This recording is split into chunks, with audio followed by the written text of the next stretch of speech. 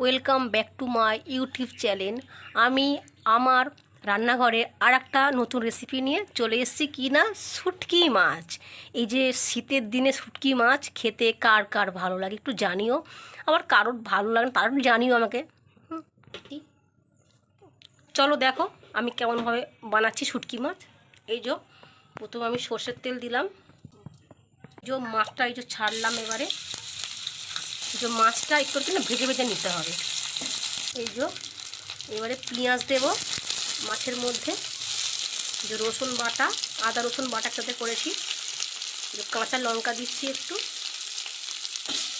ভাজতে হবে ভালো করে। তেল দিচ্ছি আর একটু,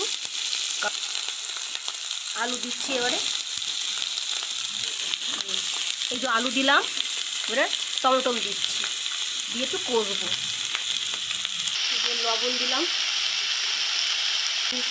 তোমরা তো জানোই নিশ্চয়ই যে লবণটা দেওয়ার একটাই কারণ, এই যে টমেটোটা পেঁয়াজটা খুব তাড়াতাড়ি একটু নরম হয়ে যাবে, আর আমি এইভাবেই একসাথে কষে নিয়ে করি। এই যে আমি একটু চাপা দিয়ে দিলাম, আবার একটু নেড়ে ফেড়ে নিচ্ছি। এবারে অনেকে আছে এই শুটকি মাছ আর কি আলু দিয়ে অনেক রকম সবজি দিয়ে করে, যেমন শিম, একটু বেগুন এসব দিয়ে করে, কিন্তু আমি একটু আলু দিয়েই করি, কারণ সবজি দিয়ে আমার মেয়ে ওটাকে খেতে ভালোবাসে না, সেই জন্য একটু আলু দিয়েই করি, টমেটো। আর একটু খুব কম সময়ে আমি আর কি মাছটা দিই, কারণ খুব গন্ধ তো খেতে পারি না আমরা, তাতে হালকা হালকা একটু গন্ধ হবে, ওরকমই খাই।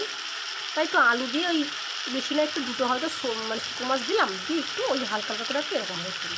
যে গুঁড়ো হলুদ দিলাম, একটু শুকনো লঙ্কা, একটু কাঁচা লঙ্কা দিয়েছি, আর একটু শুকনো লঙ্কা দিচ্ছি, কারণ একটু ঝাল ঝাল না হলে ভালো লাগে না এই মাছটা।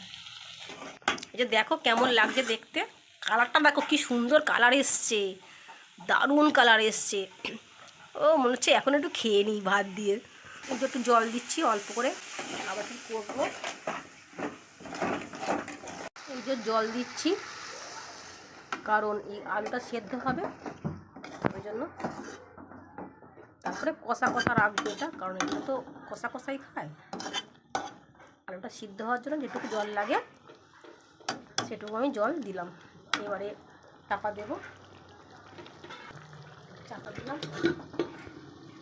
দেখো এই যে ফুটছে তরকারিটা, এরা কি হয়ে এসছে, নামাবার সময় হয়ে এসছে, আর একটু শুকনো শুকনো হয়ে গেলে নামিয়ে নেব। এই যে হয়ে গেছে, এর আর কি যে নিভিয়ে দিলাম গ্যাস।